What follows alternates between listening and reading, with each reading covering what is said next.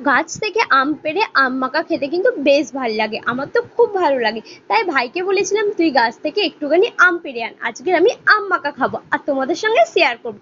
আর guys তোমাদের একটা জিনিস দেখায়, আমাদের না আমের কালার চলে এসেছিল, এত রোদ্দুরের তাপ। তারপরে দেখো আমটা ভালো করে ধুয়ে নিয়েছিলাম যেন আমের কষটা যাতে গালে না গিয়ে ঘা হয়। তারপরে আমটা ভালো করে ধুয়ে নিয়ে ছাড়িয়ে নিয়েছিলাম, ছাড়িয়ে নিয়ে হচ্ছে ঘষা করেছি। আর তোমরা আগে বলো তো এই গরমে তোমরা সবাই কেমন আছো?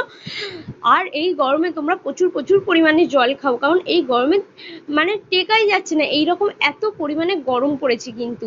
আর এই গরমে তোমরা বেশি বেশি হচ্ছে গ্লুকন্ডির জল, নুন চিনির জল, আর হচ্ছে কি না কি তোমরা টক জাতীয় জিনিস খাও যাতে শরীরটা ভালো থাকে আমাদের। তাহলে চলো, এখানে দেখো আমাদের আম মাখা পুরো রেডি হয়ে গেছে। তারপরে আমি আর আমার ভাই কিন্তু খেয়ে নিলাম, জাস্ট অসাধারণ আম মাখা। তোমরা কারা কারা এই গরমে আম মাখা খাচ্ছ তাড়াতাড়ি আমাকে কমেন্ট করে বলবে, নাহলে দেখা হচ্ছে নেক্সট মিনি ব্লগে। টাটা।